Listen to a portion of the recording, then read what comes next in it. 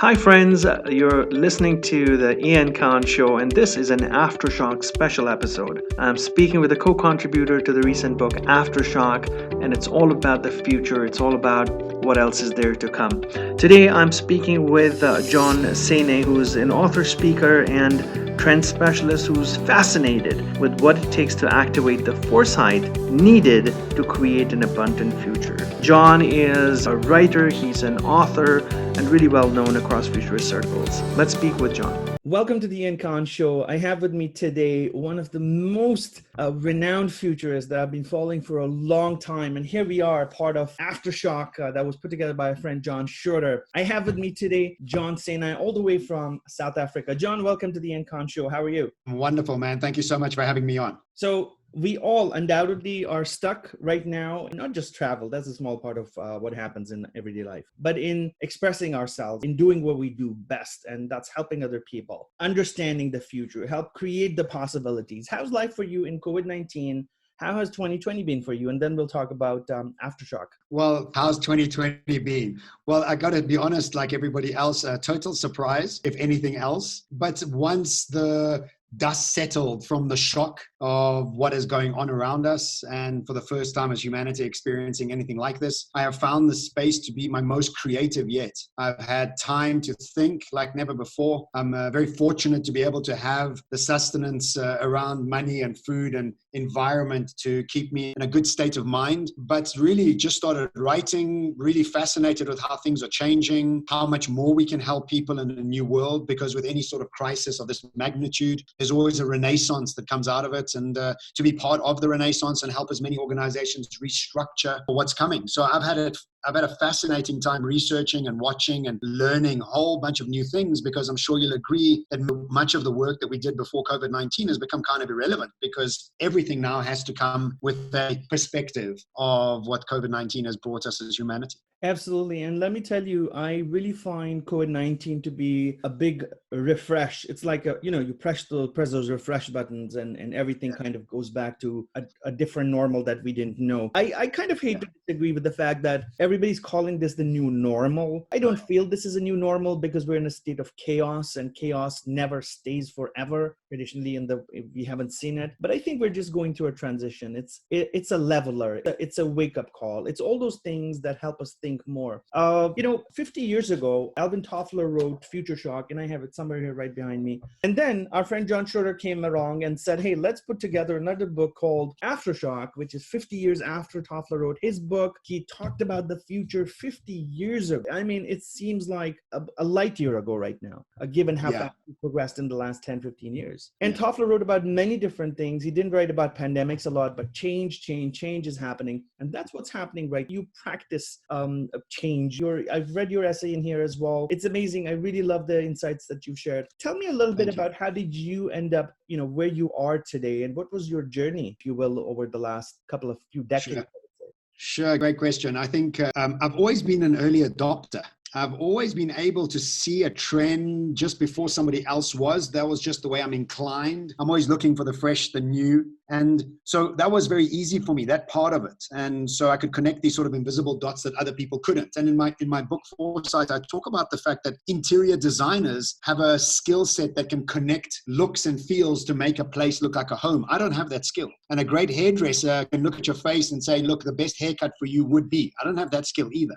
But my skill is this early adoption skill that I've just always had. And I did really well with it until I was about 28 years old, because I utilized the skill to invest and become an entrepreneur and opened up many businesses and became very successful. But I fell into the trap of not changing my world and staying constant with what I was doing. And in that process, lost track of the market and went bankrupt. And so I moved from this early adoption personality to one that was just staying safe, because I started making money and I didn't want to rock the boat too much. And now we're talking back in 2007, 2008, 2009, somewhere around there. And then when I went through my bankruptcy at around 30 years old, I became really depressed. And depression's a weird thing because you don't realize you're often depressed because it happens so slowly. And what happens is that your group of friends around you act like you do. You shame and blame everything around you and don't really take responsibility. And that's kind of what depression is. And so I found myself circling in this, I don't know, this like stew of feeling bad for myself and feeling angry for what had happened. You can imagine a 30-year-old guy whose life is built on his persona and businesses and cars, and that gets taken away. Who are you?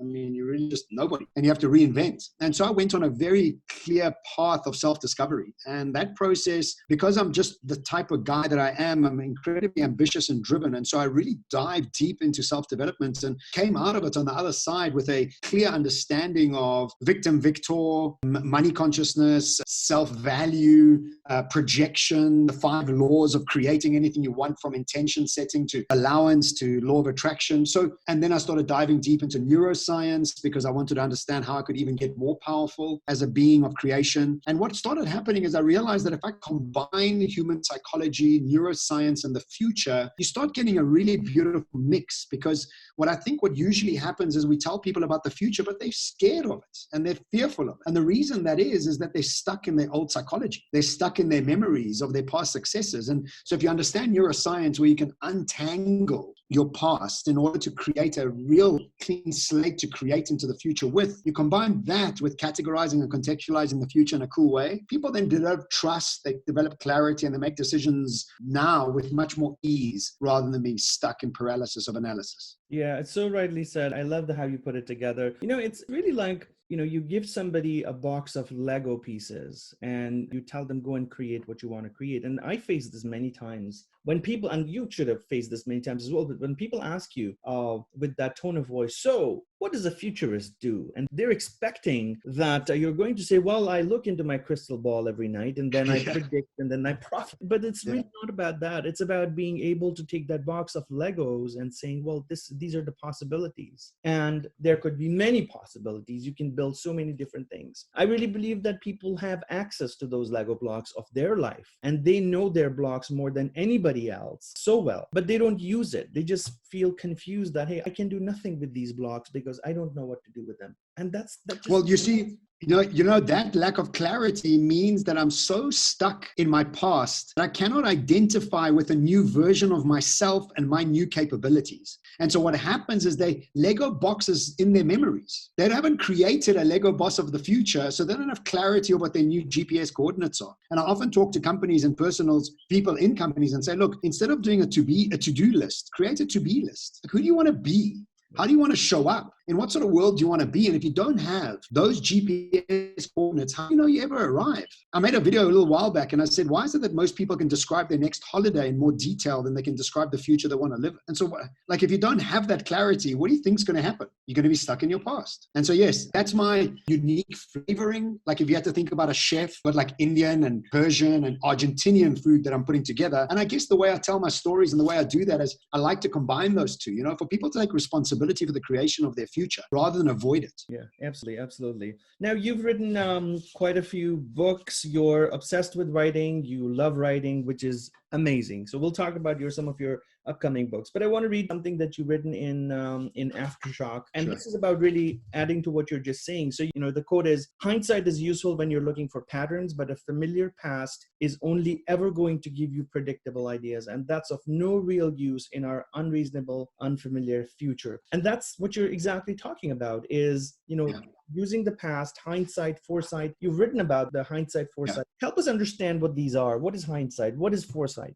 I decided to describe foresight differently in our perspective. And what we have as human beings is 4 perspectives. We have hindsight, plain sight, insight, and foresight. And so people move between these different sites based on different aspects of their lives. So hindsight is obviously somebody who's more focused on who they were than who they need to become. There's a great quote from Dr. Joe Dispenza, who's also in the book. He says, are you more focused on your memories of your past, or are you more focused on the future that you want to live? And most people are stuck in their hindsight. And business owners are doing what they used to do, just a bit more efficiently. And that's not really what you need, right? So they can't break away from that because they're not even aware they're doing it. Then you get plain sight. And people that live in plain sight are the ones that are stuck into Newtonian science from last century. And Newtonian science has one principle, that reality is is objective and outside of you. Quantum science is now proving the exact opposite. It says that reality is subjective and it's inside of you. And people that suffer from plain sight are the cynics. They don't believe there's a better future because of their own old patterning, and they don't want to have the opportunity to take responsibility to want to project in the new quantum science research that's been proven.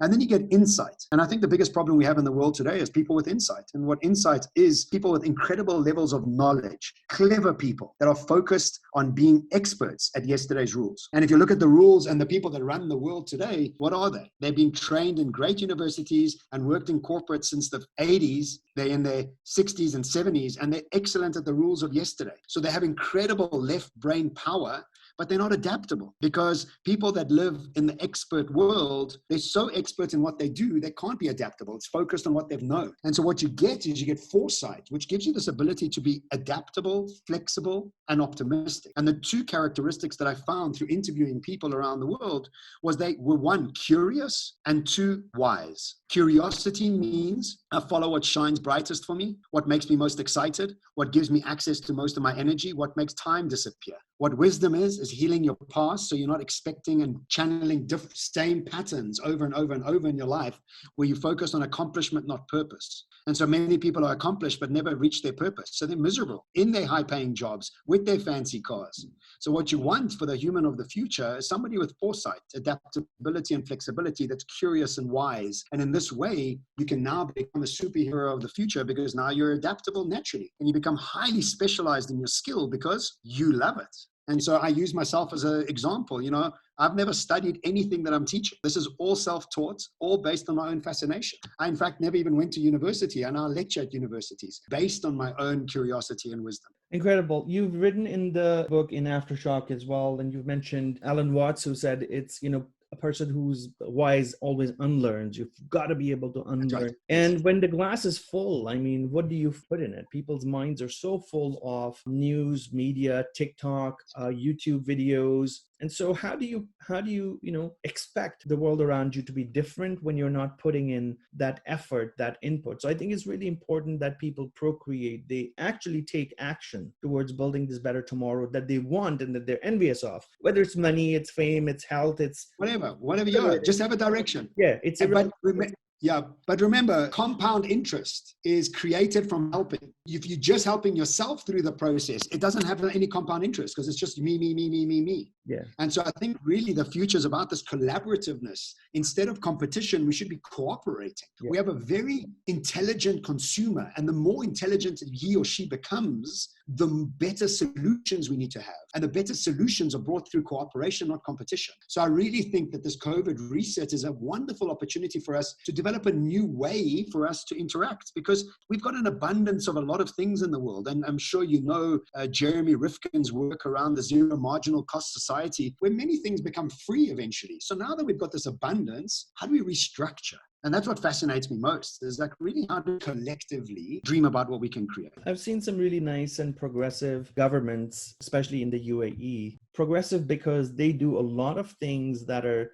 different. And I was part of an exercise with one of the departments at their agencies to understand the role of transportation by 2070. And that's the centennial anniversary of the UAE. Yes. And so, we finished that exercise and somebody else was running it as part of it though. And it's really nice to see that governments are thinking 50, 60, 100 years from now, what are the possibilities? They're not going out and building that right this second, but you at least got to have an idea of where you're headed, why you're headed that way, how you're headed that way. And then you can make decisions based on that. Both from an individual perspective as well as from an organizational perspective, it's important to have a clear direction on where you're going. That's what I wanted to say. What were you talking about? Yeah, look, one of the great things about Dubai and why I decided to live there was that city doesn't suffer from any legacy thinking. It's not London. It's not New York. It's not any of these cities that are so caught up in their past successes. And, in London, it's like, no, son, that's always how it's been done. We're not going to change anything here. And you get that overtone that sets the tone of what's expected in that city. And